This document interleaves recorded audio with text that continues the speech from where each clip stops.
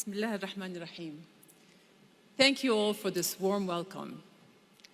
And I especially want to thank Mr. Carlos Slim for inviting me to this wonderful gathering and for his steadfast belief that philanthropy should not just ease suffering, but open up doors. It's truly an honor to be with such a remarkable group of young people.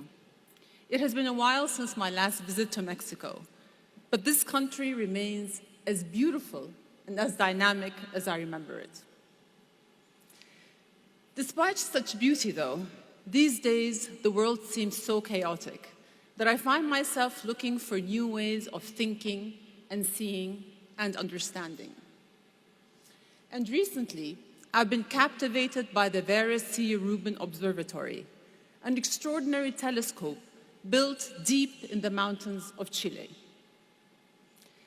This telescope doesn't just gaze at the stars, it captures the universe in motion. Every 5 seconds, it moves, taking 1,000 photos each night with the world's largest digital camera. Those images create a time-lapse film of the southern sky, revealing patterns and movements that were once hidden. This telescope is more than a scientific marvel. It is a reminder of the power of perspective, not just to look outside of ourselves, but to choose where to focus and what to see.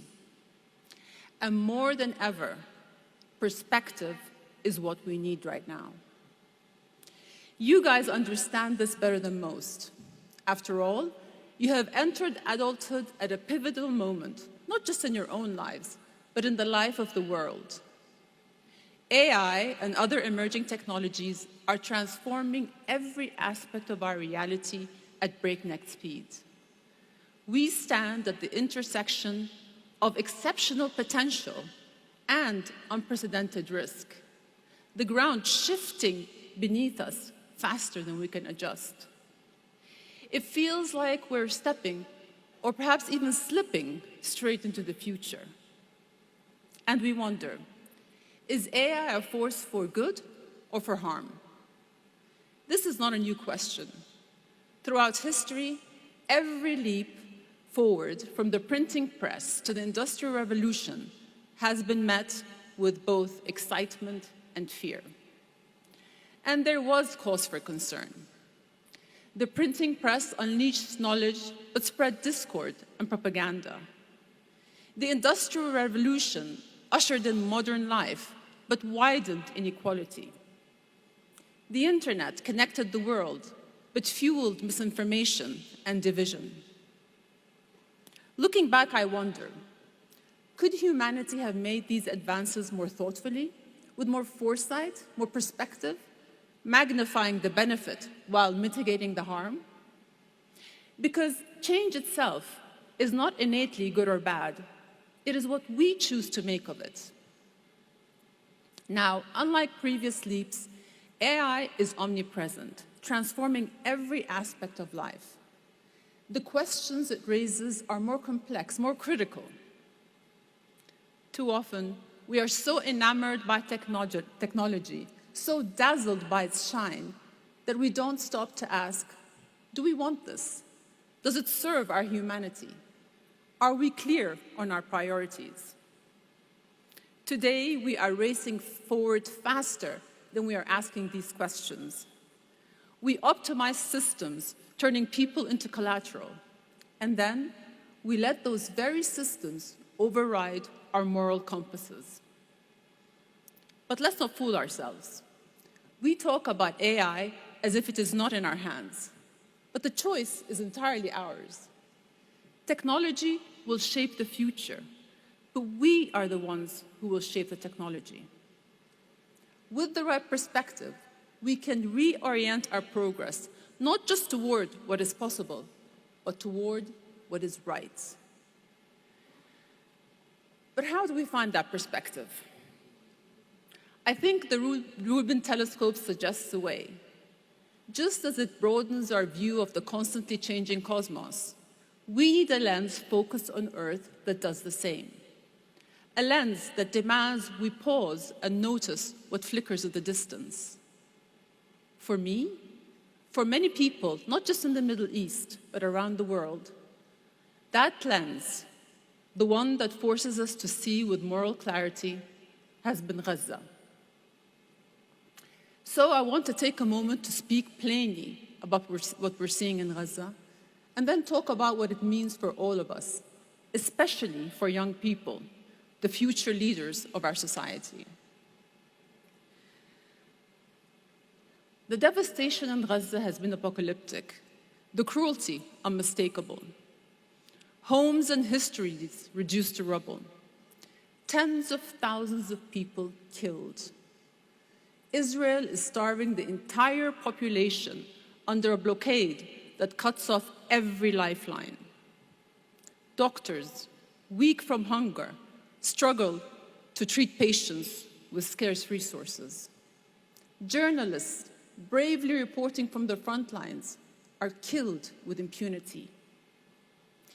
We don't need the world's most powerful telescope to identify what experts have deemed a genocide. It is happening in plain sight, and it demands a reckoning. For many across the world, Gaza is challenging perspectives and fundamental assumptions. It is compelling people to ask, which narratives are presented as unquestioned truth, and why? It exposes how facts can be twisted, unspeakable suffering excused, entire populations dehumanized.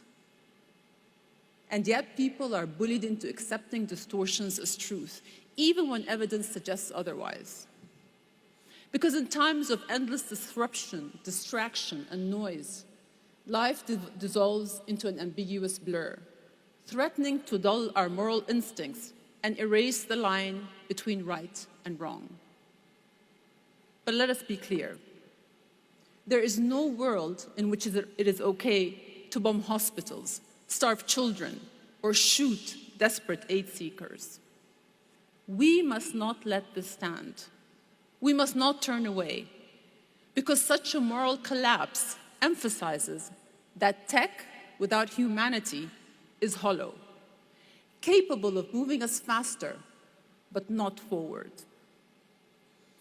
And we may no longer recognize ourselves. This is why we must reevaluate with honesty how we construct our values. Too often, we turn the telescope outwards, searching across an east-west or north-south binary for answers, for moral leadership, for our definition of progress. Instead, what if we turn the telescope inward to the timeless wisdom of our cultures and traditions? Because validation does not come from the outside, it comes from within. Rather than calculate our worth through the global rankings of economy and influence and status, we can apply our own truth, our own sense of what is right. In Jordan, for example, we are proud of our heritage, of its strength, dignity, and depth. It's a country where we kiss the hands of our elders, hold the grieving neighbor close, welcome strangers with Arabic coffee and warm hearts. In my brief time here in Mexico, I can see that same spirit. Your shared devotion to family, your compassion for the less fortunate, the love and generosity of mi casa es su casa. For many of you, the warm, vibrant soul of your country will remain a touchstone, something that grounds you throughout your lives. For me, my faith is my moral anchor. Islam teaches us compassion, charity, justice, and the dignity of all people. These are not just principles, but actions that shape our daily lives, from how we touch our foreheads to the earth in humble prayer, to how we greet each other. Peace be upon you. Whatever that anchor might be for you, find it. It will help you embrace all there is to learn from others without diminishing yourself. And what is true for us as individuals is also true for our countries. Because Jordan and Mexico may not lead in global rankings, but we have strived to do the right thing. My country has opened its doors to millions displaced by conflict. We have spoken up for peace and stood up for the dispossessed. Mexico, too, has tried to do right by the world, offering refuge and a voice for those who have nowhere else to go. In a world where economic might is treated as moral superiority, developing and emerging countries are often underestimated. This is misguided because development must not be mistaken for decency. Development is measured by numbers, GDP, growth rates, balance sheets, and these are, of course, vital. Decency, civilization, is measured by the choices we make, how we treat others, how we show up when it matters most. That is the perspective we need. The one that, yes, celebrates technology, seeks prosperity, and invests in our advancement, but above all, one that places people at its center. And this brings me to my final point. For all the suffering we've seen in Palestine, I've been incredibly moved by the response of so many who refuse to accept it. How people all around the world have risked their educations, their reputations, and their livelihoods to give voices to people they have never met. How young people in particular have rallied because they can see with their own eyes that this catastrophic suffering is inhumane. It seems so simple, so basic, but in a world that is morally adrift, it is an act of courage. To choose to see the humanity of strangers halfway across the world, to listen to stories that are rarely told, to say out loud what needs to be said. That is moral clarity.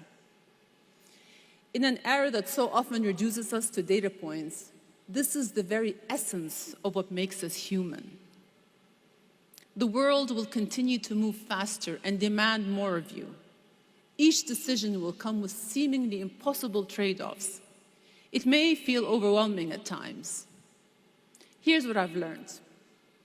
In life, under the mask of complexity lies profound simplicity.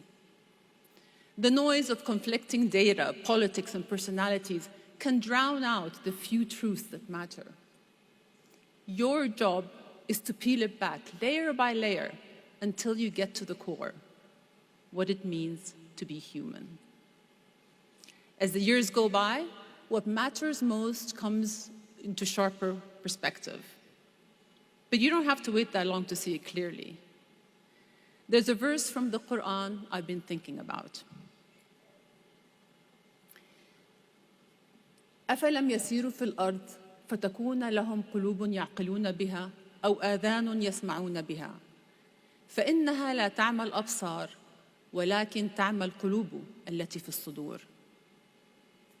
The English translation is roughly, have they not traveled through the land so that they may have hearts with which to reason or ears with which to hear? For it is not the eyes that are blind, but the hearts inside the chests that are blind. The hearts inside our chests can be blind. At times, we've all felt this. Our hearts are a vessel for compassion and innate wisdom. And yet, we often cannot bear to open up and face the hard truth right in front of us. But like the technology we alone can shape, our hearts are of our own making. They may be blind in one moment, but can gain perspective in the next, if only we are willing. Everyone in this room has already done something extraordinary, overcome obstacles, defied the odds, earned your place through sheer talent and hard work. Now, as you build the future, don't lose sight of what matters. Stay awake. Speak what you know to be true, and be sure to always keep your heart's eyes open. Thank you.